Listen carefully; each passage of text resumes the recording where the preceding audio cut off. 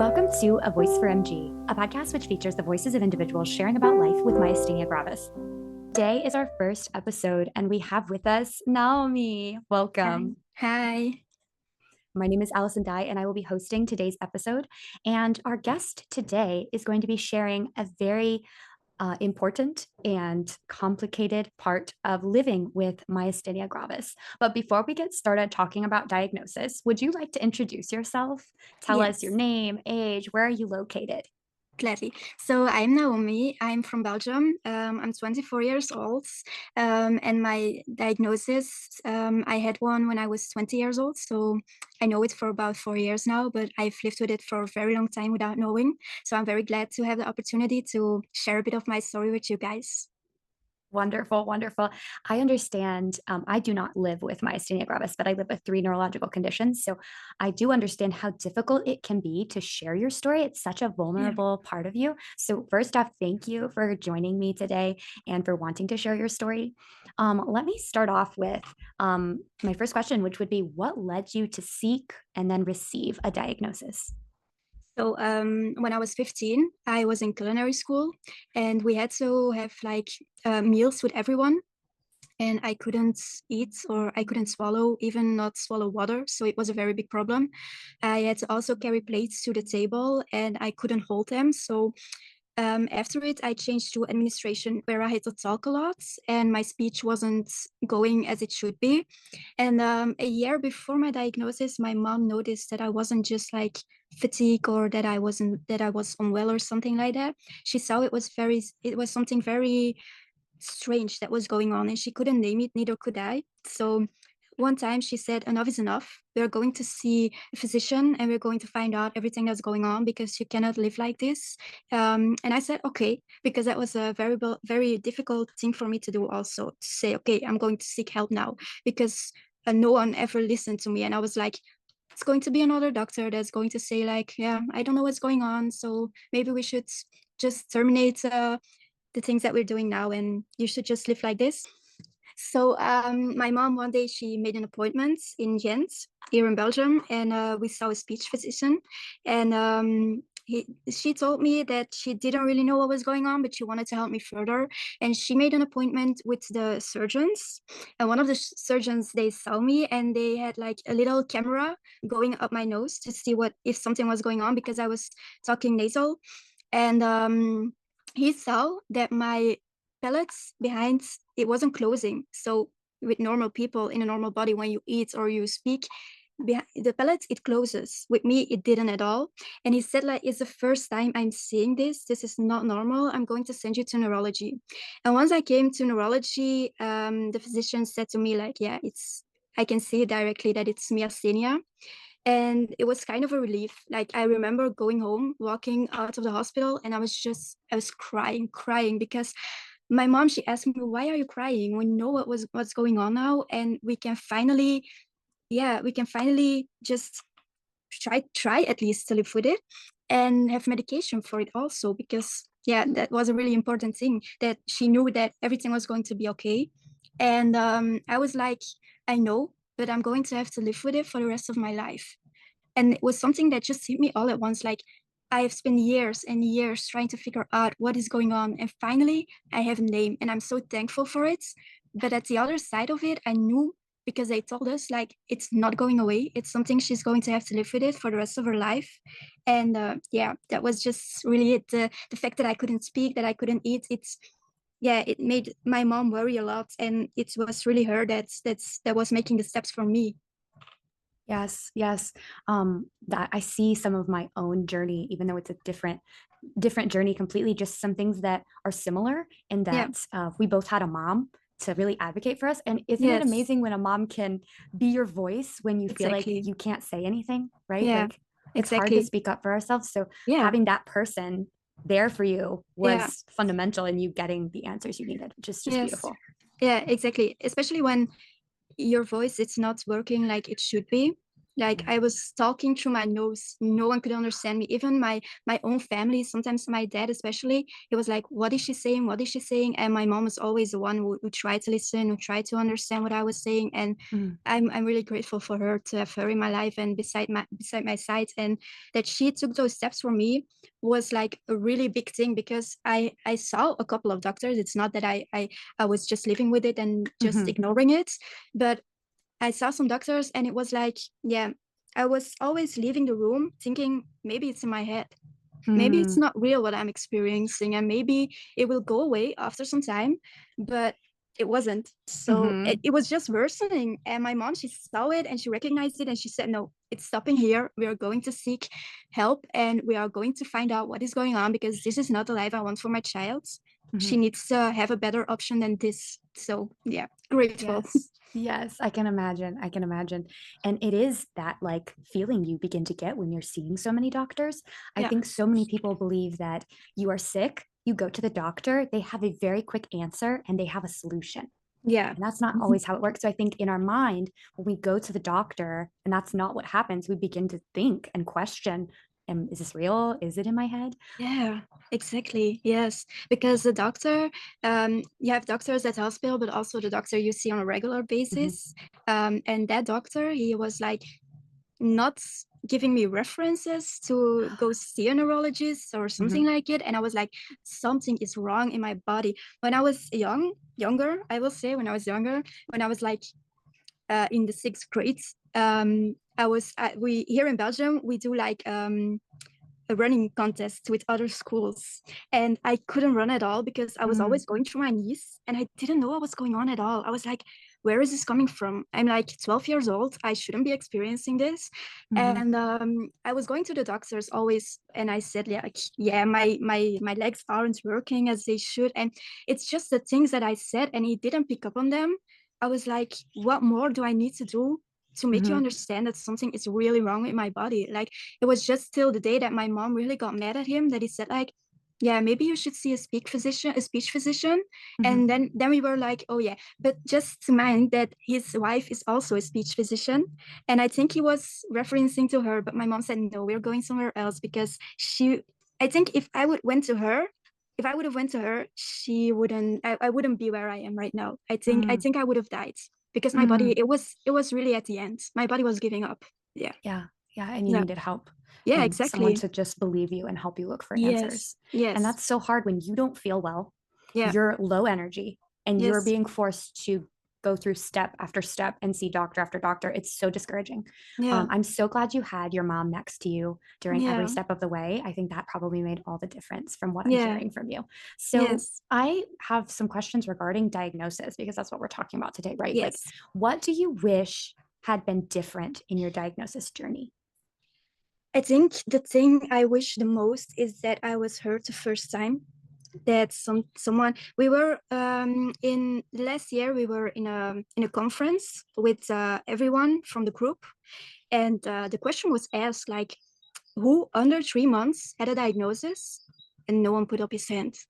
I think, Mm. okay, 3 months, maybe short time, but at least within the year, you should have a diagnosis. With me, it was like, I think 4 years, four or Oh five my gosh. years Yeah. Yeah. before I had one. And I think that's my number one wish, that I think I would change if I could go back. And also for myself, just speak up and just say something is wrong. And I'm going to Mhm. sit here at this spot until you find out what's going on. I think those Yes. two things are the things I wish that would change. But Would yeah, change. yeah, Absolutely. Yeah. 4 years is a really long time. yeah, Um, that only adds to the discouragement. And I think it adds to the doubt that and trust that we have in our own yes. bodies. Do you feel that this diagnosis, like this whole diagnostic journey, do you feel that that changed your relationship and trust in yourself and your body? Not just with myself, but also like with the people around me. There were so many friends that I lost because they couldn't deal with whatever was going on at that time, Mm, because not even I didn't know what was going on. I remember like friends laughing at me for the way I spoke, mm, and I was laughing with them because I didn't know what was going on. Like, how am I supposed to defend myself in yeah. something that I didn't know what was going on? And I lost confidence in myself too at the time. And the thing is, when I was diagnosed, 2 weeks later, I went into a coma because my body was, like I said, really at the end of it. And yeah, it was a really big shock because, first of all, we had the diagnosis 2 weeks before, and I didn't know how far it could have gone until the time was there, until I had a Yes. crisis. So, and that's the thing also that I came out at the other end of it, and now I love to speak. I have so much confidence again because I can talk again. I can do things kind of normally again within the reach that I can go. But yeah, I did lost confidence when I was sick. I couldn't speak, I couldn't eat. When I needed to eat, I eat it alone, not with my family, because I was hiding it, because no one was giving me answers. And I was like, yeah, it's my fault, it's in my head. So yeah, I'm not normal. So I'm going to hide everything. And that was not a solution, but for me it was at that Right. time. Yeah. Sometimes our minds come up with solutions. They aren't real Yeah, solutions, but you're like, I have to do something. Absolutely. exactly. Yeah. I think that it's interesting. I want to go back to where you talked about how you got a diagnosis, Yes. but that wasn't quite enough because you ended up in a coma, right? So Yes. I wanted you to talk a little bit about that, like what it means to have a diagnosis, but that not be like, oh, we can fix it. How does that feel and what does that mean to you? So when I got the diagnosis, the doctor prescribed me my medicines that I needed to take, Mhm, and it was a quick working medicine. So I was thinking like, oh yeah, it's going to be okay. I'm going to be just fine. But my body, I felt it, that I was just mm, at the end of it, that my body was tired and I was giving up. And I think at one side, I had trust in the fact that I had my medicines now and I had the answer at what was going on. But mhm, at the other side, I knew like, yeah, something's still wrong. I'm still going backwards and not going forward. So yeah, I was kind of within the 2 weeks, I was scared, I think. I don't remember very much of it, but yeah, it was a scary time. It was a mhm. scary time, especially Can when I had imagine. to, yeah, especially when I had a crisis. It was here at home.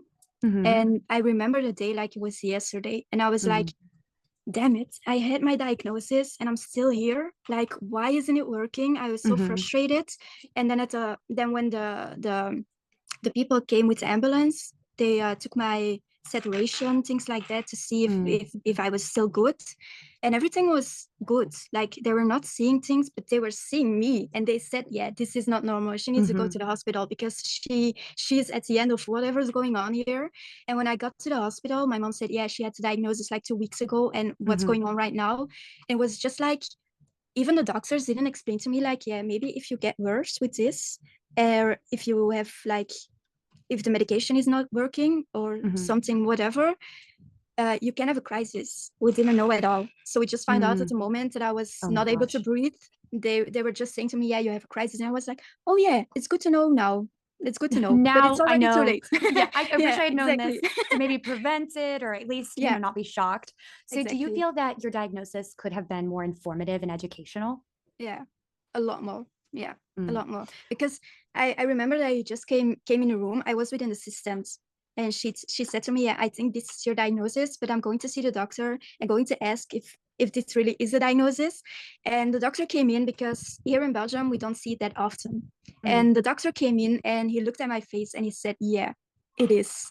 I can see it just from your face that it's myasthenia." So, and I remember like, oh yeah, myasthenia. And they gave me a couple of things that I knew that I already had experienced myself, like mhm, not being able to speak, or that my legs weren't working as they should be, or all that kind of stuff that comes to look with it. I think I went through it all. So I already knew mhm, the things that myasthenia meant, but mhm, I didn't know about the crisis. And I was like, yeah, maybe if I was informed about that, it would have been great, because you mhm. saw me and you saw that I was at my end and you didn't explain to me, like, if I got worse, what could have come. So Yeah. yeah, yeah, Yeah, absolutely. You start thinking of what could, like the worst possible scenarios that could have yeah, occurred had you had things not gone that way, right? And it could have yeah, been avoided if they had been, more informative at your appointment.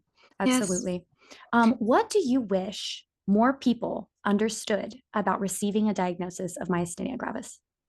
That it's something you need to fight through all your life. You're not able to give up. It's a Mhm, disease that you will need to fight every day. And I think some people really don't understand, because you don't. really see it. When you look at a person with myasthenia, you don't really see that a person is sick.